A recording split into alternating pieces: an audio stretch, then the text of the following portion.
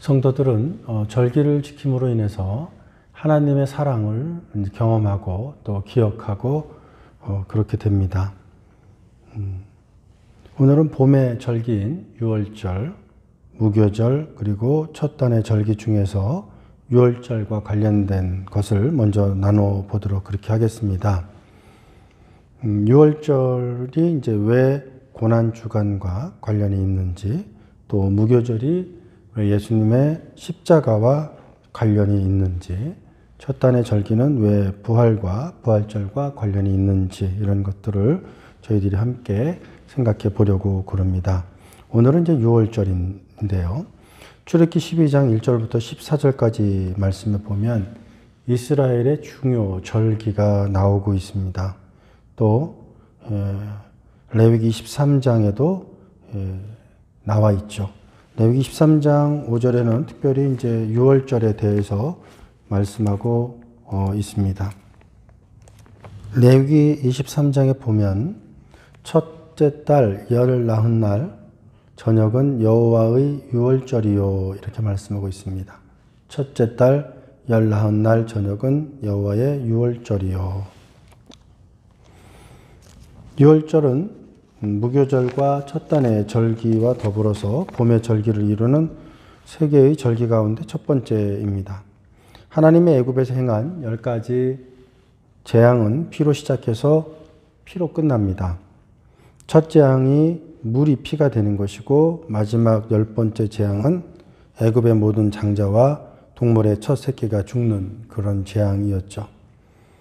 이렇게 장자의 죽음을 대신하는 것이 바로 유월절 어린 양이었습니다. 오늘은 유월절 어린 양에 대한 말씀을 하기 전에 10가지 재앙의 의미가 무엇인지에 대해서 먼저 상고해 보도록 그렇게 하겠습니다. 첫 번째 재앙은 물이 피로 변한 재앙인데요. 나일강의 신은 물과 생명의 신인 쿠눔, 또 나일강 신인 하피, 그리고 나일강의 지속적인 범람과 풍요를 바라는 것이 이제 이 하피죠.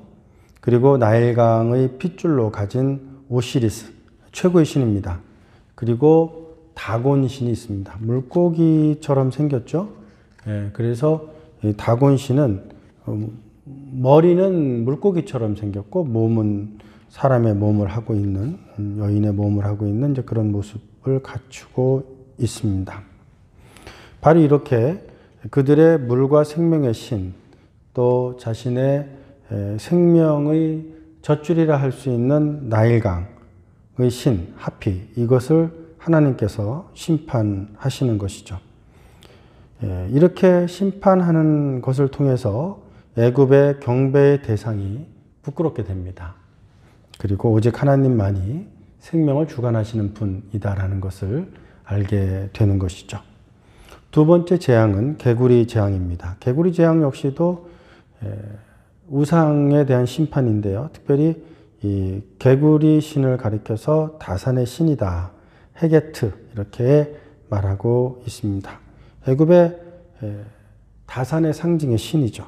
개구리 머리를 가진 여성으로 헤켓은 묘사되고 있습니다. 개구리는 애굽인들에게는 매우 신성시되어 있습니다. 그런데 이런 신성시되어 있는 개구리가 그들의 눈앞에서 죽는 것을 보게 되었을 때 애굽인들은 굉장히 놀랐을 것입니다. 세 번째 재앙은 땅의 티끌이 이로 변하는 재앙입니다. 땅의 모든 신은 에로라는 신인데요. 에로. 결국 이제 그들의 신인 에로에게도 하나님의 심판이 임하였다는 것입니다. 네 번째 재앙은 파리 재앙인데요. 케프리라고 하는 그들이 좋아했던 쇳덩구리 신에게도 임했습니다. 이 쇳덩구리는 소똥을 이렇게 돌돌돌 굴리죠. 굴리는 것처럼 마치 이 쇳덩구리 신이 태양을 이렇게 굴리는 것과 연관이 있다고 믿었습니다. 바로 그렇게 믿었던 그 신도 하나님 앞에서는 아무런 힘을 발휘할 수 없었던 것이죠. 다섯 번째 재앙은 하토르 혹은 아피스라는 신인데요. 하토르는 암소의 모양을 하고 있었고요. 아피스는 황소 모양을 하고 있었습니다.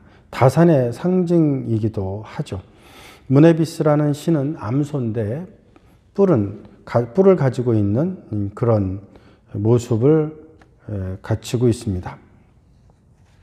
이들은 모두 하나님의 심판을 받았고 애굽의 신들이 얼마나 무능한가, 하나님 앞에서 무능한가라는 것을 드러내게 되었습니다. 여섯 번째 재앙은 독종의 재앙인데 이건 하이크, 토스 등과 같은 마술과 치료의 신들의 무력함을 보여줍니다.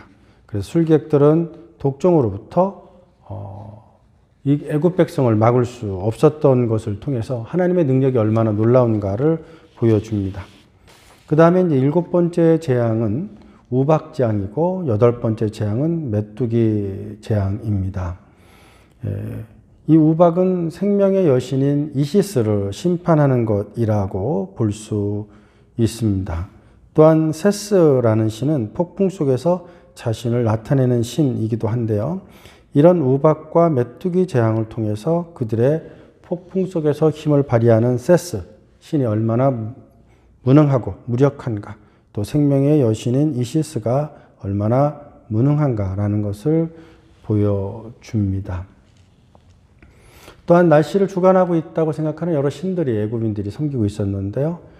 예를 들면 하늘의 신인 누트, 또 곡식들을 섬겼던 이제 그런 신들, 이런 것들이 결국 하나님 앞에서 얼마나 무능한가, 무기력한가 이런 것들을 깨닫게 만들었습니다. 아홉 번째 재앙은요, 흑암의 재앙이죠. 흑암의 재앙은 애굽인들이 가장 잘 섬겼던 신이 바로 태양입니다. 태양의 신은 여러 가지 이름을 가지고 있는데요. 아모레, 아몬네, 아텐, 아툼, 호루스, 이런 신들이 다 태양과 관련되어 있는 신들입니다. 애굽 최고의 신인 태양신 라 또는 아몬라 혹은 아몬레 이렇게 하기도 하는데요. 땅과 빛과 따스함을 가져다 주는 것으로 애굽인들은 믿었습니다. 그러나 이런 신들이 하나님 앞에 얼마나 무능한가라는 것을 보여주게 되었죠. 열 번째 재앙은 바로 장자의 죽음의 재앙입니다. 바로는 죽은 자를 살게 하는 부활의 신이라고 오시리스 신을 믿었습니다.